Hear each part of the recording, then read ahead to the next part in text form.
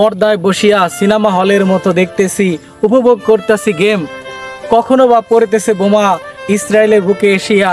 তখন আমরা ভাবতেছি বসিয়া, হয়তো ইরান জয়লাভ করিল, এই বুঝি মুসলমানদের বিজয় হলো, এই বুঝি ধ্বংস হলো ইহুদি জাতি।